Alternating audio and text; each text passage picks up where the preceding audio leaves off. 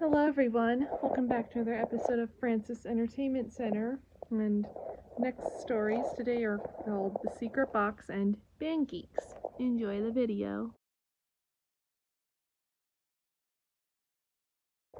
SpongeBob runs toward Patrick's house, ready to go jellyfishing. Patrick says he will go with him, but must put away his secret box first. SpongeBob tries to peek inside, but Patrick refuses to let him see. SpongeBob entices Patrick by sharing his own secrets, but this only convinces Patrick to keep his box more closely guarded. SpongeBob tries to distract him with many of his own secret possessions, but Patrick only pays attention to his own box. As Patrick explains the lengths he must go to keep the box safe, he feels to notice SpongeBob sneaking off with it, giddily preparing to look. Patrick stops him just in time and struggles with SpongeBob over the box. The sight of SpongeBob's arms popping up while still desperately clinging to the box disgusts Patrick, making him question the validity of their membership in the Best Friends Forever Club. Threatens to end their friendship if SpongeBob continues trying to look at his secret. SpongeBob begs Patrick for his forgiveness and promises to respect Patrick's right to secrecy when they remain friends. That night, SpongeBob cannot sleep, still thinking about Patrick's box and its contents, and convinces himself that sneaking into Patrick's house while he is asleep would prevent Patrick from getting upset. He will be able to look at the secret without feeling guilty. Despite Gary's admonitions, SpongeBob puts his plan into action, pulling on a silk stocking for a mask and slipping under Patrick's rock. Inside, the box lays in full view on Patrick's nightstand, trying to tiptoe across a floor covered in potato chips. SpongeBob fears waking Patrick with every step. Finally making to the bedside, SpongeBob reaches for the box, but Patrick sleepily grabs hold of it. SpongeBob, conveniently cube-shaped, gently slips himself in the place of the box just as Patrick attempts to take something from it, yanking SpongeBob's tongue in the process. Patrick then places SpongeBob next to him on the bed, allowing SpongeBob to get back onto the floor. As he prepares to leave, SpongeBob trips on his shoelace and begins crashing and bouncing around the rock in a cacophony of noise, culminating in slamming against the wall and breaking a framed photo of him and Patrick in half. Despite all this, Patrick remains fast asleep. SpongeBob quietly remarks how heavy a sleeper Patrick is, which causes Patrick to finally wake up and catch the masked SpongeBob with the box, thinking him to be the clam burglar. Patrick prepares to assault him with a pillow until SpongeBob confirms his identity with the Best Friends Forever ring. In shock and distraught, Patrick declares their friendship to be over. Immediately afterward, Patrick changes his mind and finally allows SpongeBob to look inside the box. SpongeBob eagerly opens the box only to find a piece of string. Thanking Patrick for letting him look, SpongeBob heads home, laughing at how he should not have been surprised.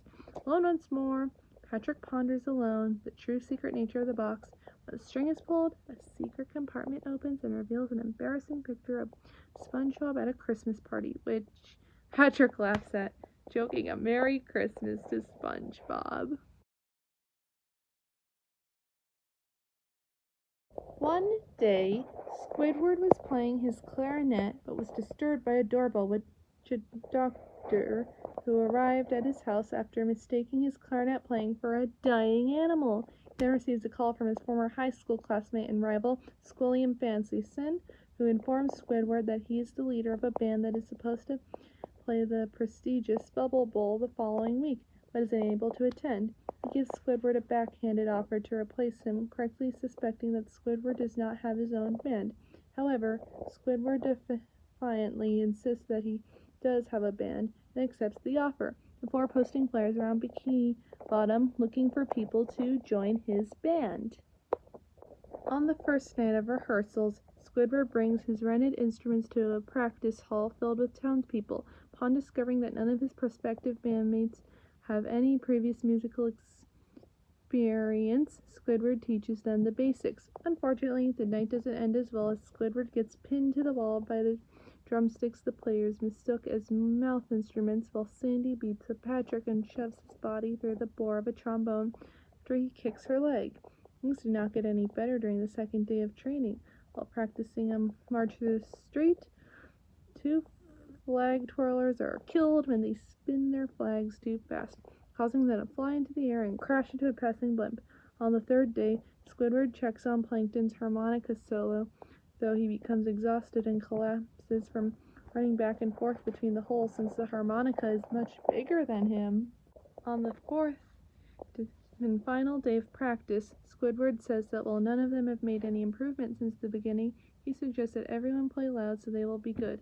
Unfortunately, they take this theory a little too literally, and they play so loud and badly that the windows of the practice hall break and Squidward's face is deformed beyond recognition, prompting him to change the plan to play extremely quietly, so nobody will hear them. The band members then begin to insult each other, and despite Squidward attempting to quell the rising tensions, a mass brawl breaks out that damages most of the instruments. When the clock hits 10 p.m., the fighting ends and everyone starts to head home. Squidward stops them at the entrance and expresses his disappointment at their lack of progress and for not taking his dreams seriously. After Squidward leaves in distress at his failure, our remorseful SpongeBob scolds the townspeople and asks them to think about all the times Squidward came through for them. Despite drawing a blank, they are convinced enough to give practice one more try for Squidward's sake, with SpongeBob as the conductor. At the day of the performance, Squidward prepares to finalize his band cancellation, only to find Squilliam waiting for him at the entrance of the Bubble Bowl.